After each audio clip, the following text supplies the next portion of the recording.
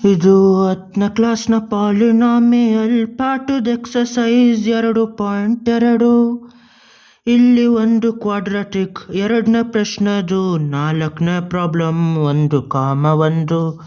ಇಲ್ಲಿ ಕ್ವಾಡ್ರಾಟಿಕ್ ಪಾಲಿನಾಮಿಯಲ್ನ ಕಂಡಿಡಿಬೇಕು. ಅದ್ರದ್ದು ಝೀರೋಗಳನ್ನ ಕೂಡಿಸ್ದಾಗ ಬರೋದು 1, ಅವನ್ನ ಗುಣಿಸ್ದಾಗ್ಲೂ ಬರೋದು 1 ಅಂತ ಕೊಟ್ಟವ್ರೆ.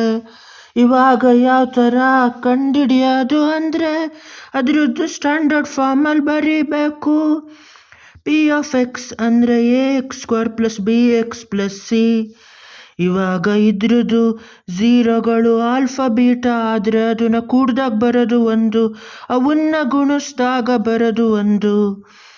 ಇವಾಗ ಏನು ಮಾಡಬೇಕು ಅಂದರೆ ಇವಾಗ ಅದನ್ನು ಕೋಎಫಿಷಿಯಂಟಲ್ಲಿ ಬರಿಬೇಕು. ಕೋಎಫಿಷಿಯಂಟಲ್ಲಿ ಝೀರೋಗಳು ಕೂಡಿಸ್ದಾಗ ಬರೋದು -b/a ಅಂತ, ಅದು 1ಕ್ಕೆ ಈಕ್ವಲ್ ಆಗಿರಬೇಕು. ಯಾಕೆ ಅಂದರೆ ಝೀರೋಗಳು ಕೂಡಿಸ್ದಾಗ ಬರೋದು -b/aಗೆ ಸಮ ಆಗಿರ್ತದೆ. ಅದೇ ಥರ ಝೀರೋಗಳನ್ನ ಗುಣಿಸ್ದಾಗ ಬರೋದು c/aಗೆ ಸಮ ಆಗಿರ್ತದೆ.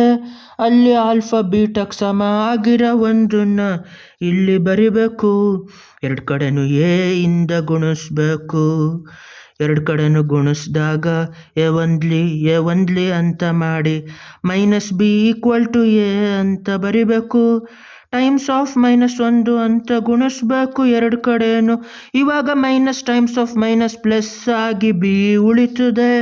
ಅಲ್ಲಿ a ಟೈಮ್ಸ್ ಆಫ್ -1 ಅಂದರೆ ಉಳಿಯೋದು -a, b ಅಂದರೆ -a. ಇಲ್ಲೂ ಈ ಕಡೆನೂ aನ ಗುಣಿಸ್ಬೇಕು. a1 ಅಂತ ಹೊಡೆದಾಗ c = aನೇ ಬರೋದು. ಇವಾಗ ಆ ಈಕ್ವೇಷನ್ಗೆ ಸ್ಟ್ಯಾಂಡರ್ಡ್ ಫಾರ್ಮಲ್ಲಿ ಪಿ ಆಫ್ ಎಕ್ಸ್ ಏನಂತ ಬರಿಬೇಕು. ಇವಾಗ ax² ಅದೇ ಥರ ಬರೀಬೇಕು. bx ಬದಲು b ಅಂದರೆ -a times of X, c ಬದಲು a ಅಂತ +a ಅಂತ ಬರಿಬೇಕು. ಇವಾಗ ಇದು ax² -ax + a ಅಂತ ಬರಿಬೇಕು. ಏನ ಕಾಮನ್ ಆಗಿ ತೆಗೆದ್ರೆ x² ಉಳಿತದೆ, -x + 1 ಉಳಿತದೆ.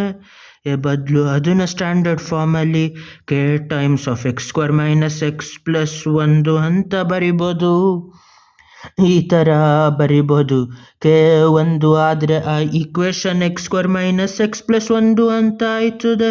k 2 ಆದರೆ 2x² - 2x + 2 ಅಂತ ಆಯ್ತದೆ. k 5 ಏನಾದರೂ ಆದರೆ 5x² - 5x + 1 ಅಂತ ಆಯ್ತದೆ. ಇಲ್ಲಿ ಬಂದಿರೋದು ಏನು ಅಂದರೆ ಸ್ಟ್ಯಾಂಡರ್ಡ್ ಫಾರ್ಮು ನನ